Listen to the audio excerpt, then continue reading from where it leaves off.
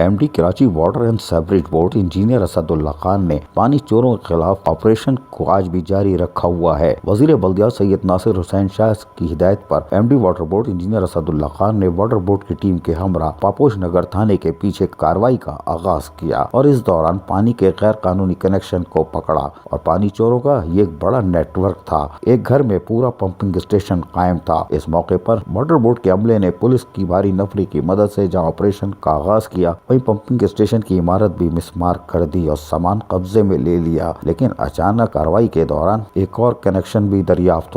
ہو جاتا ہے، جس کو بھی engineer Asad Ullah Khan M D Water Board نے پولیس کی نگرانی میں Karachi Water and Sewerage Board کے ملازمین کی مدد سے دوسرا غیر قانونی کنیکشن بھی منقطع کیا، لیکن حیران کن طور پہ اسی پاپوش نگر کی آبادی میں قریبی تیسرا کنیکشن بھی دریافت ہو جاتا ہے، جس پر واٹر بورڈ عملی طور پر کارروائیوں کا آغاز کرتی ہے اور تیزی سے ان کنیکشنوں کو منقطع کرتی ہے۔ 4 انچ قطر کی لائن سے غیر قانونی طور پر تیسرا کنیکشن لیا گیا تھا۔ واضح رہے کہ ان غیر قانونی کنیکشن سے پانی کی فروخت جہاں جاری تھی، وہیں علاقے میں پانی کا بحران پیدا ہو رہا تھا۔ عزیز عارف KBS بلدیاتی نیوز کراچی۔